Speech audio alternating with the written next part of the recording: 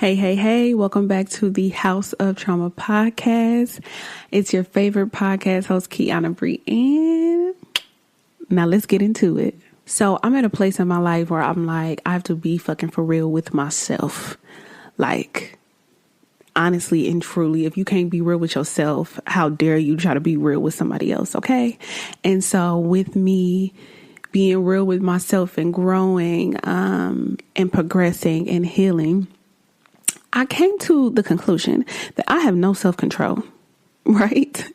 I have no self-control. And I used to say this on social media as like a joke, and I thought it was funny. That was the unhealed version of me thinking it was cute to have no self-control. But in this new light, with this new understanding, I realized that lack of self-control is ultimately the reason why life doesn't work out in the way that you want it to work out. And if it does, at least not for long, right?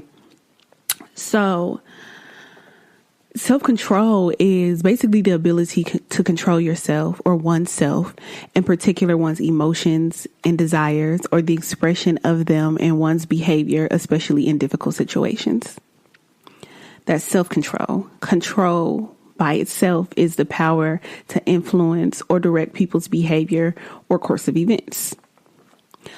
So I realize in a lot of different areas of my life, I've lacked self-control. Like, I guess one of the easiest examples I can give is me starting and stopping my fitness journey so many times as I've shared in previous episodes. And the reason that I fell so far down this hole to where I have had to make drastic, and I do mean drastic, changes in my eating habits in order to get the physical body that I desire is because of my lack of self-control on what it is that I'm putting in my mouth. Right. And I was watching a video on Instagram like a month or two ago with B. Simone, and she was like, I'm not in a rush to be skinny. I'm in a rush to have control over what it is that I'm putting in my mouth and what I'm putting in my body, and the rest will follow. Right. So if I had control over what I was eating, I wouldn't have to stop every couple months and make drastic changes in my diet in order to achieve my fitness goals. Right. Because I'm consistently at a pace, at a standard where I'm having that self-control over what it is that I'm eating. I think another area, a really big area for me personally where I lacked self-control is as it pertains to spending money, and more so spending money on clothes. Like, I don't spend money well, or I have not spent money well in the past. So when I was when I worked retail, mainly at Forever 21, I also worked at H&M and other, even I worked at Kmart, right? In my Kmart, yeah. So when I was 19, I worked at Kmart. I was dating this guy, and I remember him saying, like, you don't have a shopping problem. Because I used to be like, I got a shopping problem because I worked at Kmart and I worked at Forever 21. And I'm like, I got a shopping problem. I'm always buying clothes. And one day I came home from Kmart with all this stuff, like food, snacks, like random kitchen utensils and supplies and just stuff. And he was like, you don't have a shopping problem. You have a spending problem. He was like, you just see stuff and you want to buy it. And I thought it was funny when he said that. I was like, I got a spending problem. No, I don't. No, he was dead ass right. And a lot of times people can see things that you can't see when you're not self-aware. And I was not self-aware that I had a spending problem. I had no self-control as it came to spending money on things that I thought were new or shiny or pretty. Even in 2019, I was a store manager at Forever 21, and the first location I was a store manager at, all these stores were going out of business. And so the location I was at as store manager was one of the locations that was set to close. And we're about a month and a half away from the last day of business, and I bought a new car. And I remember one of the other managers, she was like, you got a new car? And I'm like, oh yeah, girl, I just bought this new car. And she was like, well, Do you think that was wise to buy a new car when we don't know what's about to happen? Like the store is going out of business. And I was like, well, I just wanted something new. But what I didn't admit to her was in times where I'm feeling down or I'm feeling frustrated or I'm sad, I buy things to fill that void. Retail therapy is like a real thing. And I think when people speak of retail therapy, they think it's in a sense of, or maybe they do mean it to be in this sense, but the natural idea of retail therapy is, oh, you just need an excuse to shop. And so you're spending money on retail, you're shopping, and you're disguising it as therapy. But for me personally, and I know there's somebody, at least one other person out there that's going to relate to what it is I'm saying, retail therapy for me was legit a form of therapy. It's not for me like going to sit down and talk to somebody about my problems. Like a lot of people find an escape to their problems in drugs or alcohol or food or sex or gambling. And my escape from my problems, from my reality, was buying something new, a new pair of shoes, a new table, a new painting. I used to redo my bathroom every couple of months because, again, if I see something that I like it, and especially if I'm feeling down or I'm feeling sad, then I'm going to buy it. And the truth of the matter was, I bought that car not knowing if I was going to have a job because I was sick to my stomach about not knowing if I was going to have a job. And a lot of people kept telling me like, oh, you're going to be okay. You're a store manager. You got all this manager experience. You can just find another job. And I was like, it's more than just finding another job. Like, this is my job. This is the job I've had. This is the job I expected to have. This is the job that paid my bills. And it's not just about paying my bills. It's the people in my life who I'm supporting through this check. And just the thought and the idea of not being able to support myself the way that I had become accustomed to supporting myself, it got me down. And so instead of being strategic with my money, I went out and I bought a new car, which also warranted me having a car note. But the car that I had previous to this new car, I had bought in cash. I didn't have a car note. So now I'm adding on extra expenses because I'm not thinking clearly. I just want to buy something. Now, on the flip side, if I had control, if I did not lack self-control, I would have the restraint over my own impulses, emotions, and desires. So where I lack the restraint over my own impulses is, okay, as soon as I'm upset, I see something, I buy it. That's an impulse is when you're acting quickly, right?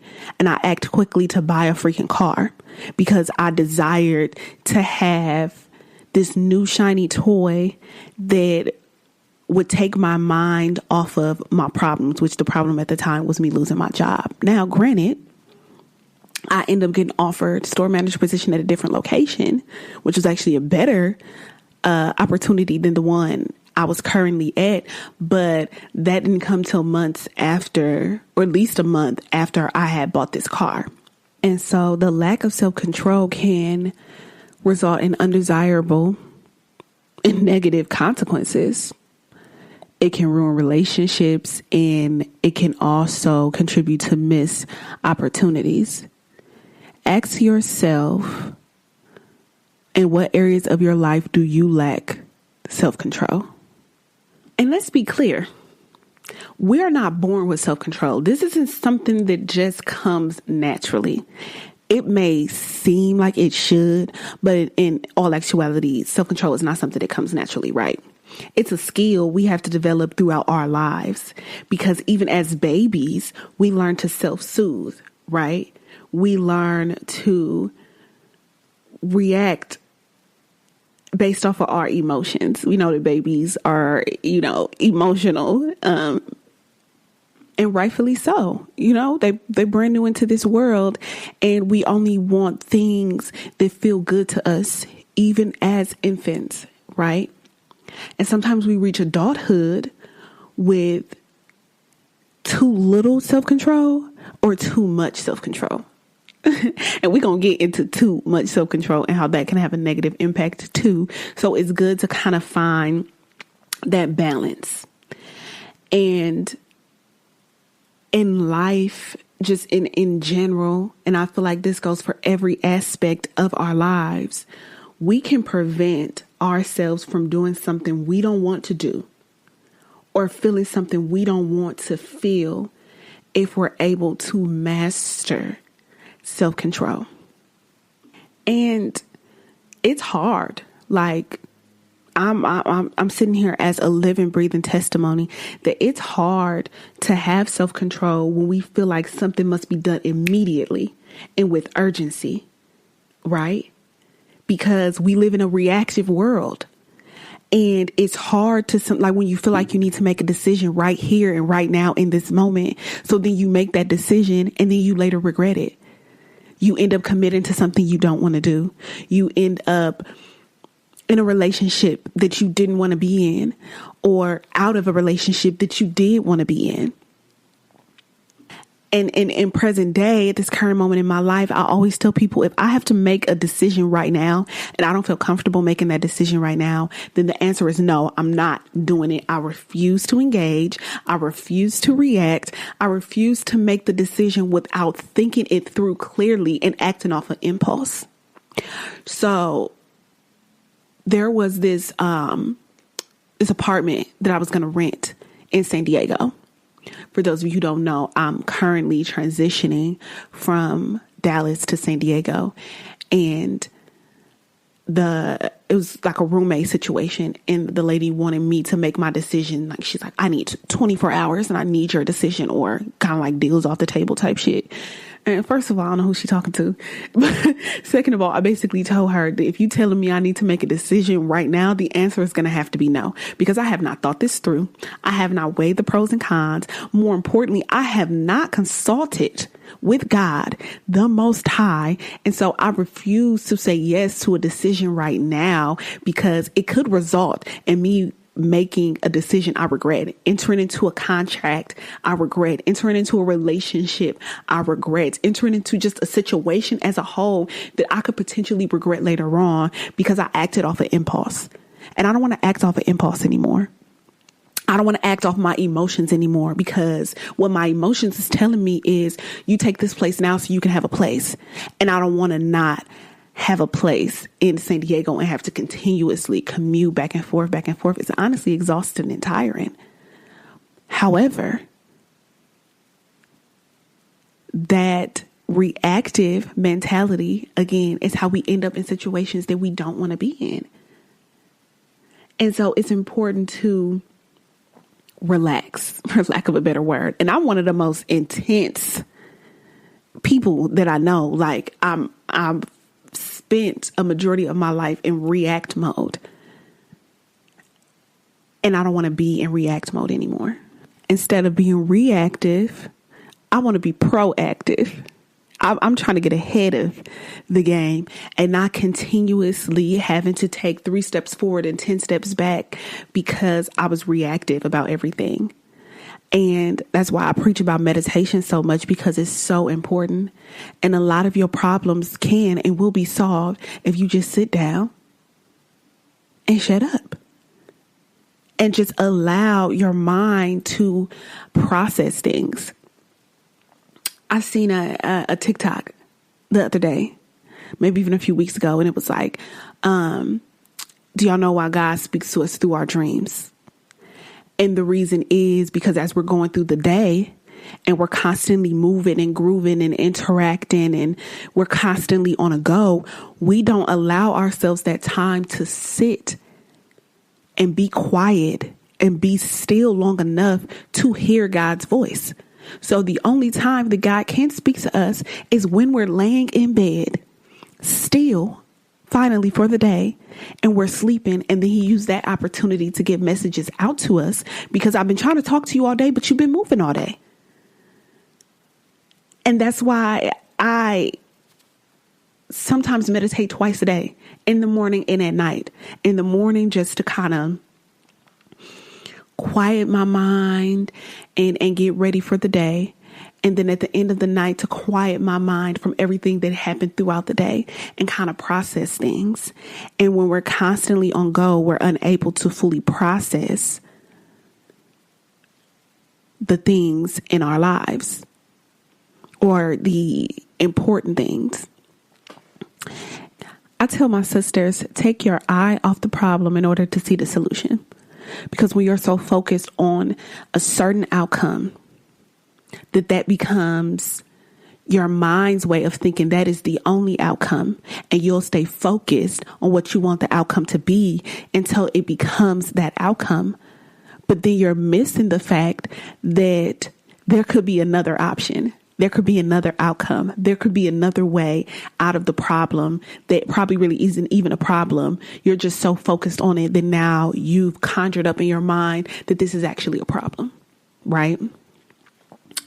So, again, in order to learn or begin to master self-control, you must first relax and learn to plan ahead. That's all proactive is, right? We're learning to plan ahead and find out what it really is that you want.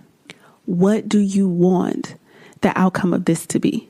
I mean, logically speaking, we all want good things in this world. We all want good outcomes in every situation. But then you have to acknowledge that you, yourself, could be the reason for this negative outcome.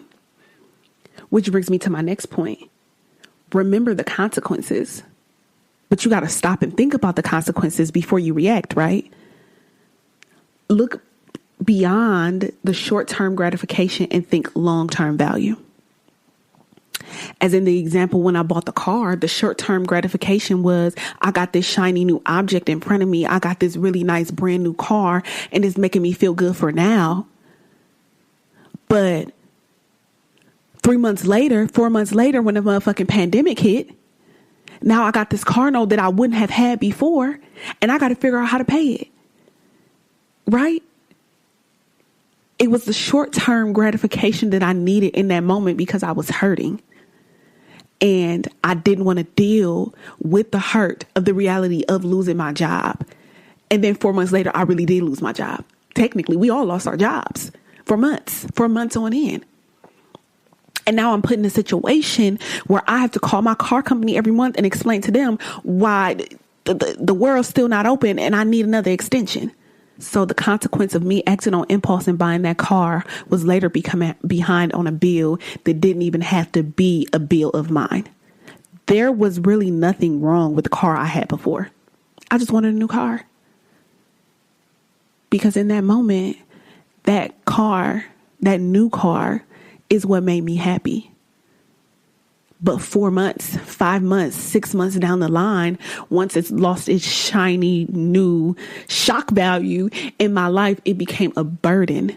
It became another bill, another headache that I had to deal with outside of all the other headaches and all the other changing things that were in my life. And where's that car today? Not in my possession. And I wasn't thinking long term. But again, I'm no expert on self-control. There are still many things in my life that I lack self-control in right now. And like I said, it's not something you're born with, but self-control will naturally grow over time as you start to reap the benefits of exercising your self-control muscle. Our mind is literally the most powerful tool that you own. It's not something that you can buy. It's not something that can be gifted to you. It's something that you are naturally born with. And it is the most powerful tool that you have at your disposal every single day, all day. And with training your mind. So what I mean by it'll grow naturally over time. Self-control grows naturally over time as you reap the benefits of training your mind. So when I started back up my fitness journey and before it would be like, okay, I would be going good for a while and good for a while and good for a while. And then I would either like stop going to the gym or I would start eating bad again. Like my diet was very poor. But once I started to make it a lifestyle, and what I mean by that is I started to find foods that I genuinely enjoyed, but will also aid in my weight loss. Right. So now I'm training my body to accept that these foods are both good for me and satisfying for me. Like when I did keto, I started to eat dark chocolate because it had the least amount of sugar. I started to eat berries because it was the fruit with the least amount of sugar. And while I don't actively practice the keto diet now, my body now finds comfort in berries. Like if I get fruit, I'm going to get some blueberries. I love blueberries. But again, I'm not feeding my body with as much sugar as I would before, but my body is also satisfied. And then it reflects within my physical body, right? And so now I can see like, oh, I can still eat fruit that's good, or I can still eat chocolate that's good, but it's not having a negative effect on my physical body. So now it's something I can physically see. And I'm reaping the benefits from that because I'm eating chocolate or I'm eating fruit like with sugar. I'm eating things with sugar, but it's not negatively affecting my body. So now this feels good to me. This is something that I can consistently do. And that's why it's super important to find things that aren't like torture for you. Like I'm not going to go on this weird diet where I'm eating a bunch of stuff that I don't even really care for, or I'm eating, these really small meals or like once a day, or making like super drastic decisions and changes to my diet like I would have in the past, because that's the quickest way to backtrack. That's the quickest way to fall off from your goals. Because not only am I dissatisfied, I'm probably not seeing the results physically in the mirror. And so my mind begins to wonder, what is this all for? So then I might have a cheat day or like a cheat meal. And then I'm back to square one. Another real world example of my lack of self-control as it pertains to spending money and not just like shopping. I have this desire to, and this is so super petty of me, to eat at restaurants all the time. Like, and I used to be somebody that would not eat out. I was definitely a cooking my meals at home type of person, but that was at the beginning, the middle, the peak of my fitness journey. And now it's like, I always feel like I need to go to a restaurant. But if I go to a restaurant and I sit down, now my lack of self-control feels like I have to have a drink because I'm sitting down in a restaurant. I don't, but I feel like I do. And then I have 1 drink and 2 drink and 3 drinks. And I'm not going to sit down at motherfucking Chili's. I'm going to the most aesthetically pleasing restaurant in downtown Dallas that I can find. And I'm spending this money because there's just this desire inside of me that I can't even really pinpoint at this point to, number 1, go out to eat. To number 2, go to the fanciest restaurant I can find. Number 3, if it's lobster on the menu, I'm getting lobster. We know it's not cheap.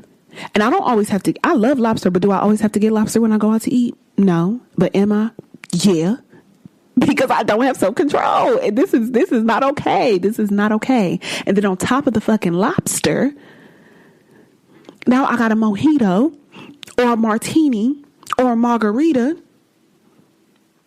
or whatever cocktail looks cute at the time, and don't let them add a sparkler to it, because now I want that, and it probably costs more than just a traditional weed. I could have got a well mixer, vodka cranberry or something, but no. Then if I see Don Julio over there, I'm probably going to want a shot. And it's just the desires of my flesh. Like I'm always constantly fighting my flesh. At this point in time, my flesh is my biggest enemy because it craves all the things, desires all the things that are not good for me. So I was reading my Bible the other day, And I felt called to read the book of Galatians chapter 5, verses 22 and 23. And I always, make notes when I'm studying my Bible. And in Galatians chapter 5, it talked about the fruit of the Spirit. The fruit of the Spirit, which is God's Holy Spirit down on the inside of us, is things like love, joy, peace, patience, kindness, goodness, faithfulness, gentleness, and self-control. And prior to that, it says in verse 16, I say then, walk by the Spirit, and you will not carry out the desire of the flesh. For the flesh desires what is against the Spirit, and the Spirit desires what is against the flesh. These are opposed to each other, so that you don't do what you want. But if you are led by the Spirit, you are not under the law. Then, of course, it goes on to talk about the works and desires of the flesh. Galatians 19 through 21, sexual immorality, moral impurity, promiscuity, idolatry, sorcery, hatred, strife, jealousy, outburst of anger, selfish ambitions, dissensions, factions, and envy. And what the main thing that all of this has in common, all of these things, the desires of your flesh have in common, is in most cases, really in all cases, you're only engaging in things like sexual immorality, jealousy, outbursts of anger, things like that, because you lack self-control. That's just the facts of the matter. Because even, and not to be too religious about it, but sexual immorality is the engagement of sexual acts outside of marriage. And promiscuity is similar in a sense of it being characterized by many short-term sexual relationships. Let's be clear. People are willing to have sex with anybody who is willing to have sex with them because they don't lack self-control. And more importantly, they lack self-esteem. Outburst of anger. Why are you having sudden outbursts of anger? You are not in control of your emotions. And so the point of all of this is I'm constantly fighting my flesh. I'm constantly fighting for self-control because I want to make better decisions and not decisions that are just based on the short-term satisfaction, short-term gratification. Because once you master the art of self-control, then you have more long-term success. You have more long-term values. You make better decisions consciously. We all have wants, needs, desires, goals, passions, and we want these things. We always want these things. And I'm not saying it's bad. It's so far from bad to want the desires of your heart. But for whom much is given, much is required. So ask yourself, how have you managed not only self-control, but what you've already been given? Sometimes we have to accept that we have mismanaged what we already have, our current blessings. So how can you ask for more when you can't handle or won't handle what you have now? I've mismanaged a lot of things in my life, especially money. And I keep bringing it up because this is something that I've realized due to my own shadow work I've been doing the past couple of months. But probably the number one thing that we as a society mismanage the most is our time. How are you managing your time? Are you on TikTok all hours of the day? Guess what? I got news for you. That's a lack of self-control. Put your phone down. Get off your phone, get off the internet, and go fight for what it is that you want.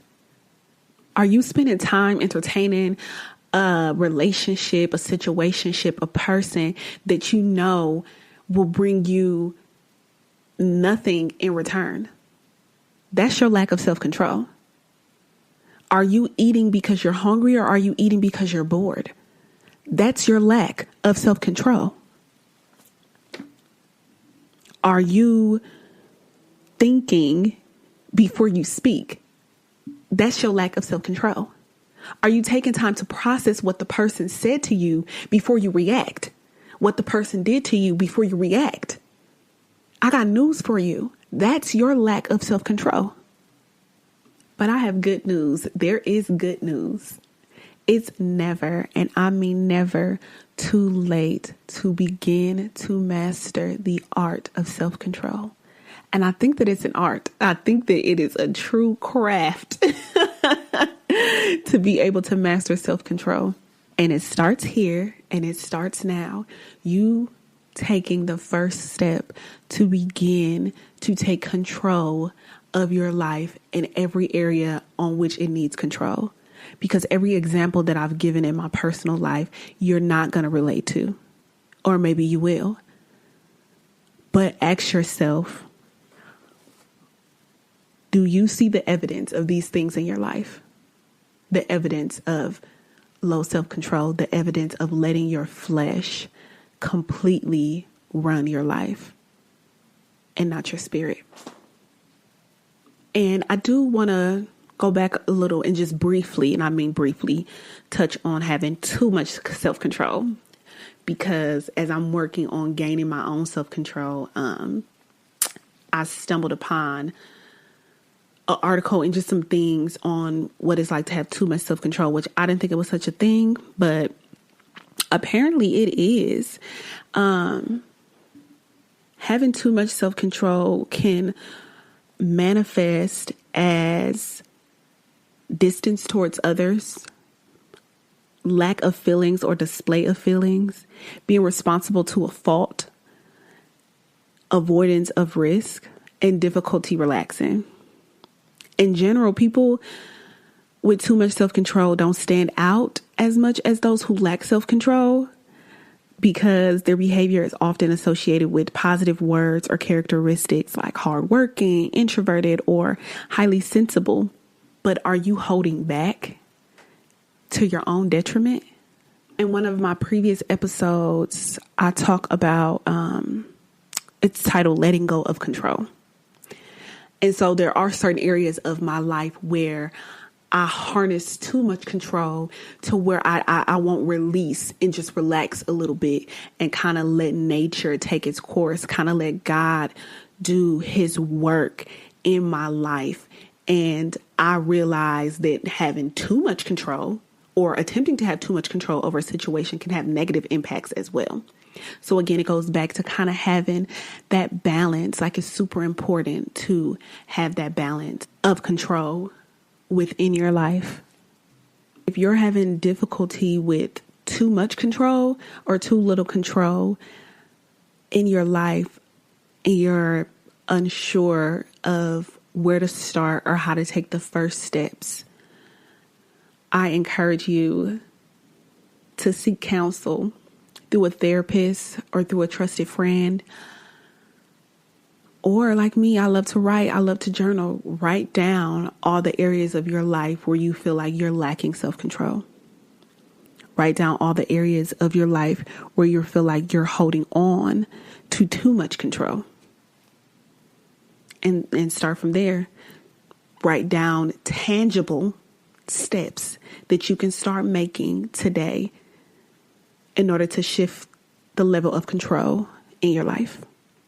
On last week's episode, Unequally Yoked, I opened up my email to all of my listeners in order to send in advice questions that I will read at the end of the episode each week. And we got our first advice question in this morning, and I would like to read it. And again, this is completely 110% anonymous, so this person will remain nameless, but here we go. I wanted to be the first to ask a question for the podcast, if possible. My question to you is, what is the best way possible to deal with someone that is pursuing a relationship, but their family feels a way negatively about me because of things that we did, have said to each other in the past as kids? Yes, I'm aware that I have said hurtful things and may have damaged him, but now that I'm an adult and I am grown and I hold myself accountable for the mistakes that I made, this is something that I want and this is something that he wants, but I feel like he's not allowing himself to fully open up because his family is very judgmental and he feels like family should come first.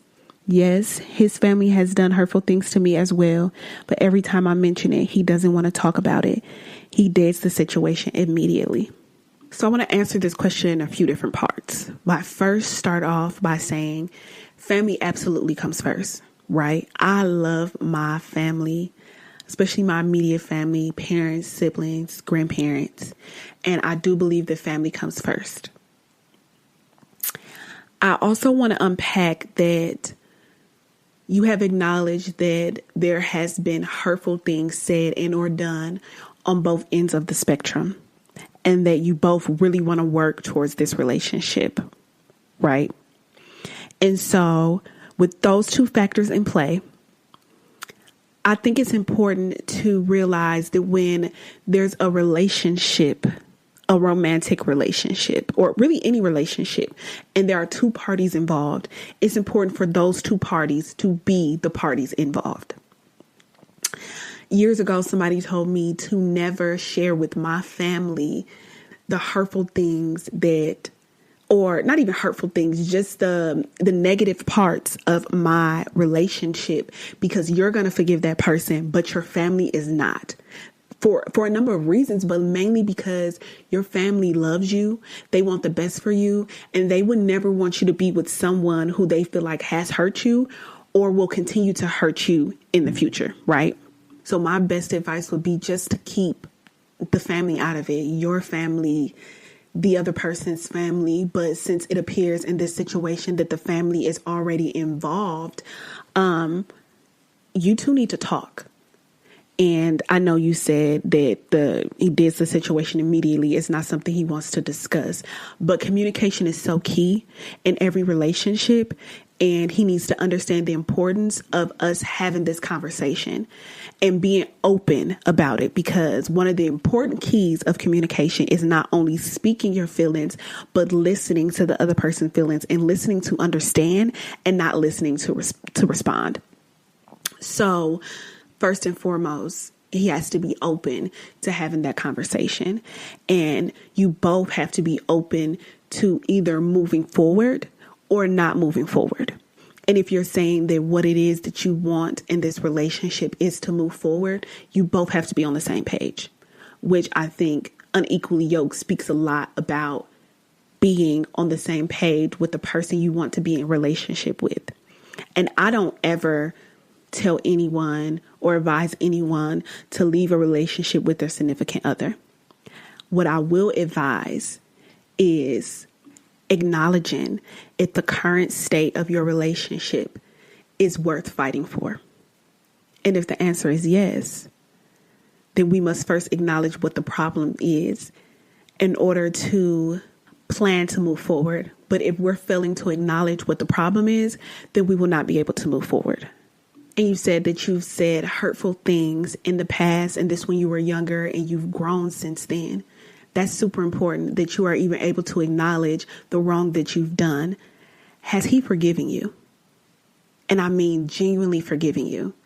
Because sometimes we're at a place where we say we forgive in an effort to move forward, but we're still harboring those feelings. Going back, you said you feel he's not allowing himself to fully open up because his family is very judgmental and he feels like family should come first. And it is partially because of the feelings of his family. But again, you have to get to the root on if he's still harboring those feelings, because maybe it's not just the family. So take the family out of it and just sit down and have a one-on-one conversation with him. Has he forgiven you for the things that you've said and you've done? Is he truly wanting to move forward without harboring those feelings? Or are you wanting to move forward and wanting him to forget those feelings, right? Because I think that that's super important. So I guess just to sum it up, there is a conversation that needs to be had, and both parties have to be willing to have that conversation. But until you sit down and you have that conversation with him and you both acknowledge the wrong that has been done on both ends, and you both genuinely choose to move forward, and I mean fully move forward, this relationship will be at a standstill. And yes, it is possible to be in a relationship with somebody and to pursue a relationship with someone when you don't exactly get along with their family. It's probably not the most ideal situation, right? But it has been done, and relationships have been successful due to these circumstances. But I think that there's a bigger issue here that revolves around the two of you and not just the family. Are either of you currently living in the spirit of unforgiveness? Whether it's you not forgiving his family or him not forgiving you, I strongly encourage and invite you to have that conversation. And the other party has to be willing to be open and have that conversation with you as well. I really hope that this has answered your question and gave you a different perspective on how to move forward with this relationship. And I wish you and him the very best moving forward. Again, send all of your advice questions to hausoftrauma@gmail.com. That's Haus of Trauma, HAUSOFTRAUMA@gmail.com. I will be answering at the end of every episode every week. My name is Kiana Brianne. This is the Haus of Trauma podcast. I love y'all, and I'll see you next week.